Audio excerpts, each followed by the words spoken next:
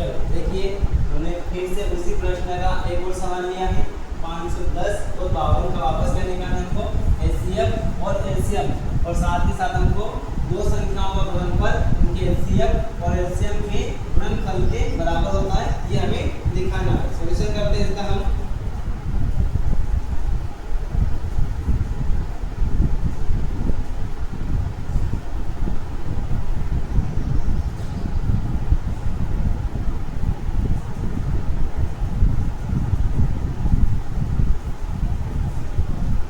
देखो 510 के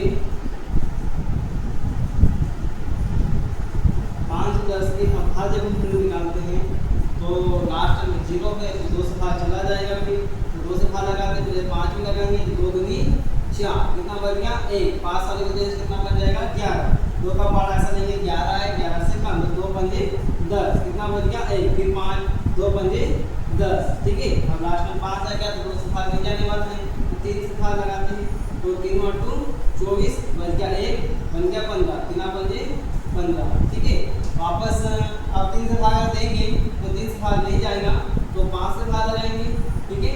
तो 5 से भाग देते हैं तो 5 एकम 5, कितना बच गया 5 एकम 5 बच गया 3, बन गया 33, तो 5 सत्तू 33। अब 17 से ही भाग जाएगा, 17 एकम 17। 510 क्या भाज्य भूखंड हमारे पास आए 2 गुना 3 गुना 5 गुना 17, ठीक है। उसके बाद में हमारे पास 52 है, तो 52 का भाज्य निकाल लेते हैं। 2 से भाग देंगे तो 2 1 2 दूनी 4, बच गया 1, आसानी से मिलकर बन जाएगा 12, 2 6 12। अब 2 से देंगे 2 एकम 2 और 2 दिया 6 और 13 में 13 से ही भाग जाता है तो 13 एकम 13। यहाँ पे 52 के जो अभाज्य भूखंड आए हैं वो आए हमारे पास 2 गुना 13, ठीक है। लेकिन यहाँ पे दो बार हुआ है, जिसको घात में जमा सकते हैं, 2 की घात 2 और गुणा में 13 का 3, ठीक है। चलो इससे निकालते हैं। इससे क्या देखेंगे हम, कॉमन अंक की छोटी घात देखेंगे।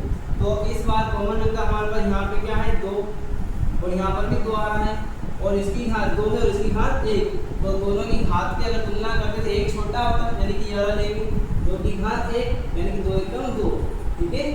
तो ये आएगा। एलसीएम लेते हैं।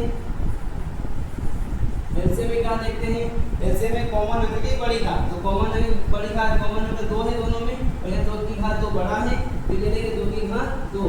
जो शेष संख्या बची है बाकी उनको नोट करो। यहाँ पे क्या बच गया हमारे पास 3 5 और ये 17, ठीक है।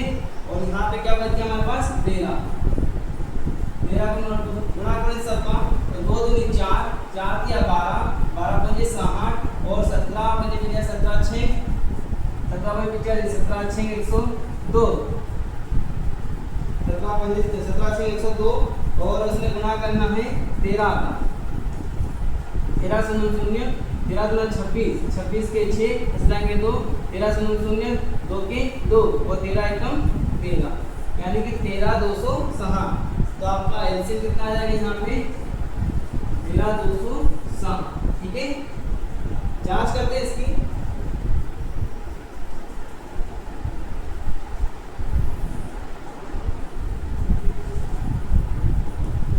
जांच के लिए क्या करेंगे, वही पुनः हमने एक सूत्र नोट किया था, a गुना b बराबर होता है HCF गुना LCM, ठीक है।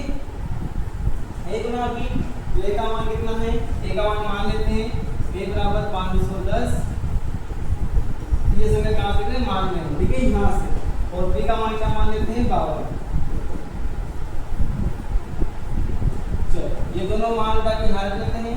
a की जगह पे आ जाएगा 510 गुना b की जगह पे आ जाएगा 52 बराबर HCF कितना निकाला हमने 2 निकाला, HCF ने कितना निकाला है 2, यहाँ से बाकी हल लो गुना LCM कितना निकाला हमने, LCM निकाला है 13 260, 13260 गुना करते हैं तो 2 शून्य शून्य 2 6 12 का 2 चलेगा 1, 2 3 4 और 1 5 और 2 दिया 6 और 2 एकम 2, 26 520। इधर गुणा कर लेते हैं तो ये क्या आएगा 26 520 20 दोनों तरफ बराबर आ रहा है, यानी कि हमको ये चेक करना था। ठीक है, देखो इस बार इस प्रश्न का डिन कर लेते हैं। यहाँ पे हमको एक नई चीज देखने को मिली है कि जो कॉमन अंक आया है दोनों की घातें अलग अलग है। एक जगह 2 की घात 1 आई है, एक जगह 2 की घात 2 आई है। तो हमने पहले ही बताया था कि जब एचसीएफ निकालते हैं तो एचसीएफ में हम कॉमन अंक की छोटी घात देखते हैं। तो यहाँ पे 1 और यहाँ पे 2 है, तो हमने यहाँ से 2 की घात 1 वाला नहीं है, क्योंकि 2 की घात 1 वाला छोटा पद है, तो हमने यहाँ 2 उतार दिया और 2 का 2 हो जाएगा। एलसीएम में क्या देगा, यहाँ पे 2 की घात 2 बड़ा है, तो हमने ये लौटा के यहाँ रख लिया है। बाकी चीजें छूट गई थी, 3 गुना 5 गुना 17, तो ये उतार दिया 3 गुना 5 गुना 17, और यहाँ पे शेष काट हो जाएगा 13। ठीक है, तो इन सबका जब गुना करा आपस में 13,260, ये हमारा क्या आ गया एलसीएम। और बाकी तो वही है, पिछली बार हमने जो पिछले सवाल में किया था सूत्र लगा के गुना भी बराबर क्या होता है एलसीएम और एलसीएम के गुणनफल मान रख के गुणा किया और चेक करने में क्या मिला, दोनों तरफ बराबर, तो ये हमको जांच करना है। ठीक है।